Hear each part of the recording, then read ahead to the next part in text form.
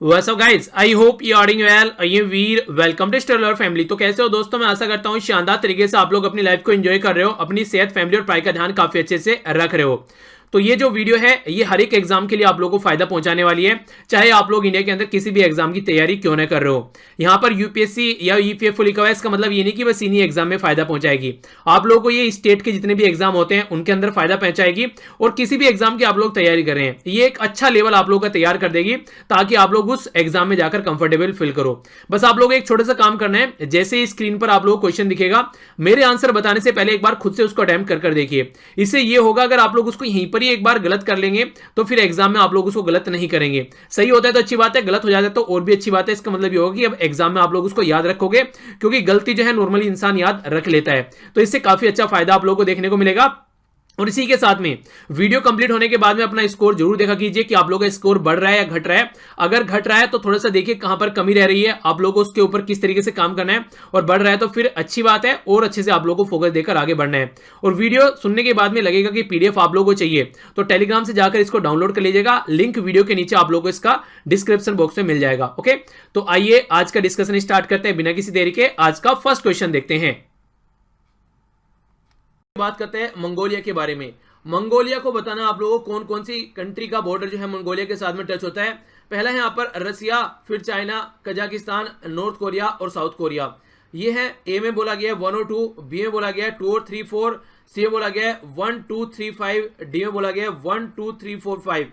तो कौन सी कंट्री के बॉर्डर टच करते हैं नॉर्थ कोरिया के साथ में? आइए एक बार मैप में देख लेते हैं, आप लोगों को समझ आ जाएगा। सॉरी, नॉर्थ कोरिया नहीं, मंगोलिया के साथ में। ये है यहाँ पर मंगोलिया। मंगोलिया का ऊपर यहाँ पर टच करने वाला हो गया रसिया, और नीचे टच करने वाला हो गया यहाँ पर चाइना। तो ये एक तरीका सैंडविच है रसिया और चाइना के बीच में, बिल्कुल ऐसे ही जैसे इंडिया और चाइना के बीच में नेपाल है, बिल्कुल ऐसे ही रसिया और चाइना के बीच में मंगोलिया है। उसके साथ में आप लोग कंपेयर कर सकते हैं, ठीक है, बड़ी ही आसानी से। तो आंसर यहाँ पर ए हो गया, जो कि ए का मतलब है 1 और 2, यानी कि रसिया और चाइना के बीच में है मंगोलिया। ओके, आगे बढ़ता हूं।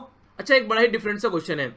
आप लोग ये बताइए, इंडिया और मंगोलिया के बीच में जो एक्सरसाइज है, मिलिट्री एक्सरसाइज, वो कौन सी है, उसका नाम क्या है? उसका नाम नीचे कमेंट बॉक्स में लिखिए, क्योंकि आप लोगों को शायद याद होगा एक एक्सरसाइज के ऊपर मैंने वीडियो बनाई थी डिटेल में कि कौन कौन सी कंट्रीज के बीच में लेटेस्ट एक्सरसाइज अभी रिसेंटली देखने को मिली, उसे भी कवर किया गया, और कई बार बीच में भी ये हम लोग नैनो मैगजीन में भी कवर कर चुके हैं। ठीक है, तो आइए आगे बढ़ते हैं, आंसर जोड़ दीजिएगा। काफी इंटरेस्टिंग और इंपॉर्टेंट क्वेश्चन है, चांसेस है कि इस तरह के क्वेश्चन आप लोगों से एग्जाम में पूछे जा सकते हैं। सिटीजनशिप बिल 2019 की बात की जाए तो ये सिटीजनशिप ग्रांट करने की बात करते हैं 5 माइनॉरिटी कम्युनिटी को, जिसमें हिंदू, सिख, बुद्धिस्ट, जैन और क्रिश्चियन है। ये आप लोगों के सामने स्टेटमेंट है, और अच्छी बात यहाँ पर है, पूछा गया है कि इनकरेक्ट कौन सा है। दूसरे में बोला गया कि 2015 में सुप्रीम कोर्ट के द्वारा डायरेक्ट किया गया सेंट्रल गवर्नमेंट को कि सिटीजनशिप ग्रांट करो चकमा और यहाँ पर यह हिजोंग। तो ये जो दो कम्युनिटी है इनको यहाँ पर ग्रांट करने की बात की गई सिटीजनशिप, जो कि माइग्रेट की थी इंडिया में 1975 में, अफगानिस्तान से हमारी कंट्री में ये आई थी। अगर बात की जाए यहाँ पर चकमा जो है वो प्रीडोमिनेटली क्रिश्चियन है, और जबकि जो हिजोंग है ये जैन्स है। ये आप लोगों के सामने स्टेटमेंट है। अब बताना है कौन सा इनकरेक्ट है। ए में बोला गया है 1 और 2 इनकरेक्ट है, बी में बोला गया है 2 और 3, सी में बोला गया है 1 और 3, और डी में बोला गया है 1 2 एंड 3। तो अच्छी बात यहाँ पर यह है कि तीनों के तीनों ही गलत हैं। अब आप लोग थोड़ा सा डिटेल में समझिए कि बात क्या की जा रही है। ये जो सिटीजनशिप अमेंडमेंट बिल आया 2019 में, ये 5 कम्युनिटी की बात नहीं कर रहा है, ये 6 कम्युनिटी की बात करता है। हिंदू, सिख, बुद्धिस्ट, जैन और क्रिश्चियन के साथ में यहाँ पर पारसीज भी हैं। ठीक है, तो ये वो माइनॉरिटी कम्युनिटी है जो कि 3 कंट्री, पाकिस्तान, अफगानिस्तान और बांग्लादेश से अगर हमारी कंट्री में आ रही हैं तो उनको अलाउ किया जाएगा, क्योंकि ये माइनॉरिटी है और वहां पर झेल रही है किसी न किसी तरीके से। पहली स्टेटमेंट हो गई गलत। दूसरी स्टेटमेंट में बोला गया कि ये जो चकमाज और जो हिजगोंग है ये हमारी कंट्री में आए, और ये बोला जा रहा है कि अफगानिस्तान से आए। नहीं, अफगानिस्तान से नहीं आए, ये ईस्ट पाकिस्तान से आए। ईस्ट पाकिस्तान, जिसको हम लोग आज के डेट में बांग्लादेश बोलते हैं, वहां से आए। और ये जो आए ये 1970s में आए। ठीक है, एग्जैक्ट आप लोग यहाँ पर टाइम अगर देखना चाहें तो देख सकते हैं 1964 से 1969 तक हमारी कंट्री में आए, और काफी लंबे समय से हमारी कंट्री में रह रहे हैं।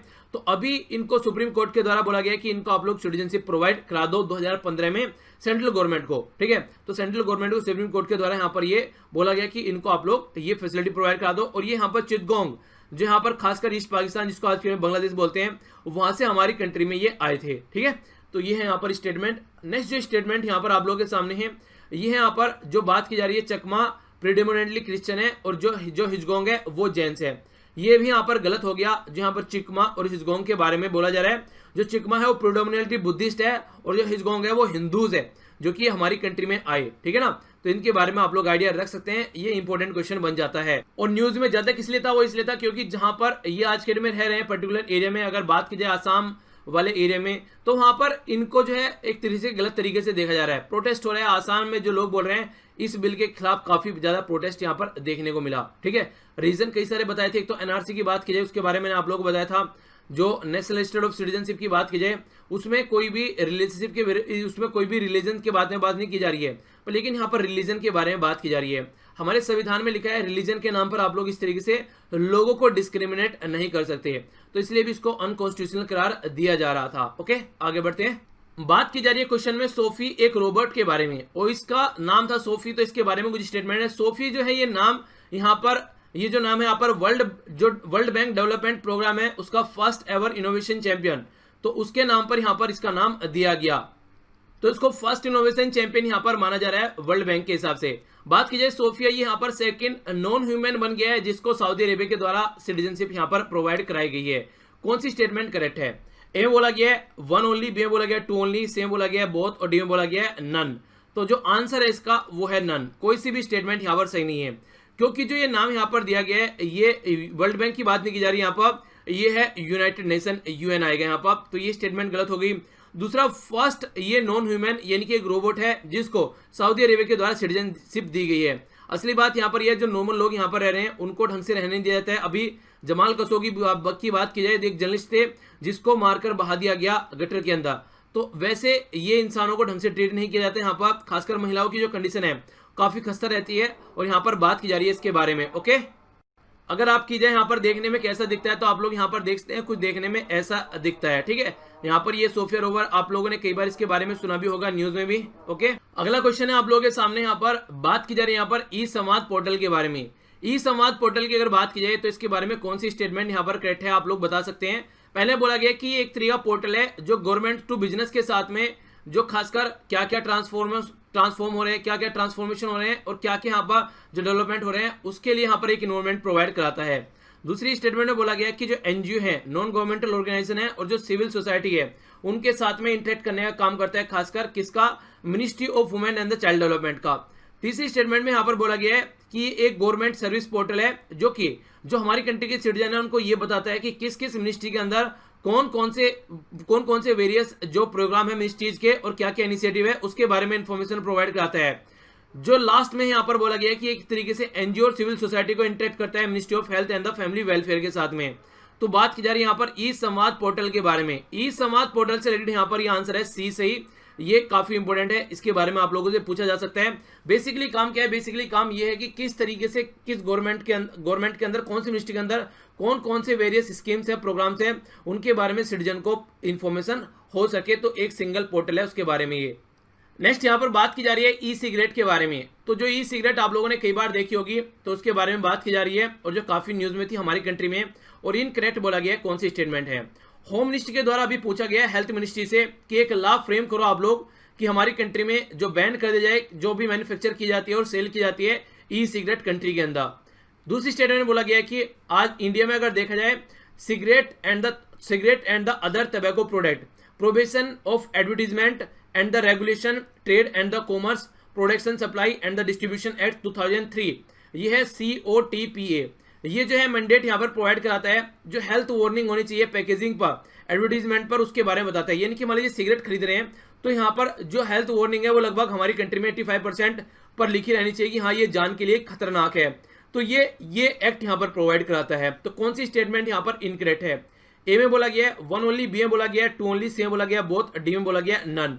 तो जो आंसर होगा यहाँ पर वो है वन ओनली। ये स्टेटमेंट यहाँ पर इनकरेक्ट है। रीजन क्या है? ये होम मिनिस्ट्री के द्वारा नहीं बोला गया यहाँ पर। ये जो बात यहाँ पर बोली गई, ये बोली गई कॉमर्स मिनिस्ट्री के द्वारा। कॉमर्स मिनिस्ट्री के द्वारा बोला गया हेल्थ मिनिस्ट्री को कि भैया एक ऐसा लॉ बना के लेके आओ ताकि ई सिगरेट को हमारी कंट्री में बैन किया जा सके। ये कुछ ऐसी देखने में मिलेगी आप लोगों को ई सिगरेट, जिसके नाम पर यह धंधा चलाया गया कि हमारी कंट्री में जो लोग सिगरेट पीते हैं उनसे सिगरेट छुड़ाया जा सकता है और इसका हेल्थ के ऊपर कोई नेगेटिव इंपैक्ट भी नहीं पड़ता है। और ये उन लोगों के द्वारा ऐसे प्रचार किए जाते हैं जो कि अपने प्रोडक्ट को बेचना चाहते हैं। तो ऐसे बहुत सारे प्रचार यहाँ पर किए गए, ठीक है। तो इसके बारे में आइडिया आप लोग रख सकते हैं। बात की जा रही है कि ये पेयर है आप लोगों के सामने और यहाँ पर किस स्टेट में इसको जेई टैग का दर्जा दिया गया है ये आप लोगों को बताना है। बात की जा रही है सबसे पहले खुर्जा पोएट्री के बारे में। तो ये खुर्जा पोएट्री यहाँ पर हमारी कंट्री में बोला जा रहा है उत्तर प्रदेश में जेई टैग का दर्जा दिया गया है। कड़कनाथ चिकन मीट जो है ये मध्य प्रदेश में जेई टैग दर्जा दिया गया है।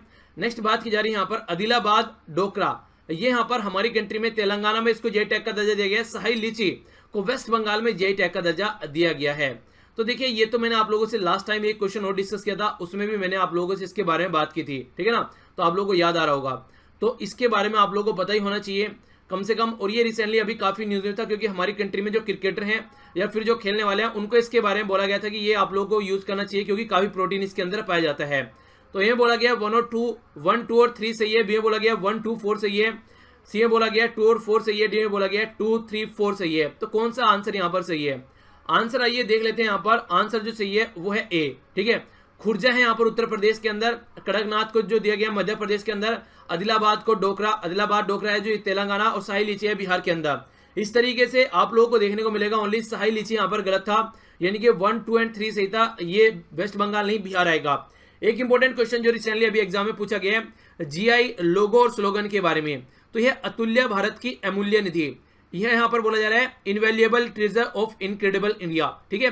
तो ये इसका लोगो है, ऐसा दिखता है यहाँ पर जो ट्राई कलर लोगो है, और इसी के साथ में ये यहाँ पर आप लोग देखते हैं इसके बारे में, ठीक है। अच्छा ये क्वेश्चन अभी रिसेंटली एक और पूछा गया था, लोगो किसके द्वारा बनाया गया है इसका ये बताइए, और ये स्लोगन किसके द्वारा दिया गया है। ये भी काफी इंटरेस्टिंग और इंपॉर्टेंट क्वेश्चन है, एग्जाम में पूछा गया है। अभी एक राज्य के पीसीएस में ये क्वेश्चन पूछा गया था, ठीक है। नीचे कमेंट बॉक्स में बताइए।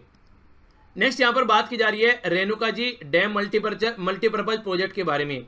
तो ये है जो मल्टीपर्पज प्रोजेक्ट है ये हिमाचल प्रदेश में अभी कंस्ट्रक्ट किया गया। तो इसके बारे में आप लोगों को बताना है कि कौन सी रिवर के ऊपर है ये। ए में बोला जा रहा है गंगा, बी में बोला जा रहा है कृष्णा, सी में यमुना, डी में है गोदावरी। तो कौन सी रिवर के ऊपर है आइए जान लेते हैं। ये जो है यहाँ पर सी है यानी कि यमुना के ऊपर मल्टीपर्पज प्रोजेक्ट है, और ये कई राज्य के द्वारा मिलकर यहाँ पर प्रोजेक्ट जो है ये यहाँ पर कई राज्य में होता हुआ चला। उत्तराखंड, हिमाचल प्रदेश, ठीक है, देख सकते हैं आप लोग यहाँ पर ये हिली एरिया में खासकर जो ये जाती है रिवर, ठीक है, तो वहां पर आप लोगों को देखने को मिल रहा है। इसी के साथ में जो रिवर है यहाँ पर यमुना है, और 2 ट्रिब्यूटरीज हैं टोंक्स और गिरी, इन पर ये मल्टीपर्पज प्रोजेक्ट देखने को मिल रहा है, ठीक है। तो ये इस तरीके से क्वेश्चन आप लोगों से पूछे जा सकते हैं। तो उत्तराखंड, हिमाचल प्रदेश आप लोग यहाँ पर देख रहे हैं कौन कौन सी रिवर कहाँ पर है। अगर देखा जाए यहाँ पर ये प्रोजेक्ट है, इसके साथ में एक और जो है यहाँ पर लाखवार प्रोजेक्ट, ये है रिवर यमुना उत्तराखंड में। इसी के साथ में कासू ऑन रिवर टोंग उत्तराखंड और हिमाचल प्रदेश के अंदर, ये है रेणुका जी रिवर गिरी, ठीक है। तो ये आप लोगों के माइंड में क्लैरिटी होनी चाहिए, ये आप लोगों से क्वेश्चन पूछे जाते हैं कई बार। तो मेन जो रिवर कौन सी है वो है यमुना रिवर, बाकी इसके ट्रिब्यूटरी वगैरह है, ठीक है। तो इसलिए आंसर क्या हो गया यहाँ पर? आंसर हो गया आप लोगों के सामने सी। तो ये था आज का हमारा नन्हा सा प्यारा सा छोटा सा मुन्ना सा डिस्कशन, जो कि आई होप कि आप लोगों को पसंद आया होगा। पसंद आता तो लाइक करना मत भूलिए, नहीं पसंद आता तो डिसलाइक करने का भी पूरा हक है। नीचे कमेंट बॉक्स में जो आंसर पूछे गए उनके आंसर जरूर दिया कीजिए। इसी के साथ में पीडीएफ डाउनलोड करना चाहते हैं तो टेलीग्राम से जाकर डाउनलोड कर सकते हैं, और फेसबुक, इंस्टाग्राम और ट्विटर पर भी आप लोग फॉलो कर सकते हैं। सबके लिंक वीडियो के नीचे डिस्क्रिप्शन बॉक्स में मिल जाएंगे। आसपास सफाई रखिए, पानी और पेड़ पौधों सेव कीजिए, पॉलिथीन प्लास्टिक का बिल्कुल यूज नहीं करना है। तो मिलता हूं नेक्स्ट लेक्चर में। बड़ों को नमस्ते, छोटों को प्यार, छोटी सी लाइफ एंजॉय करो यार। तब तक के लिए जय हिंद।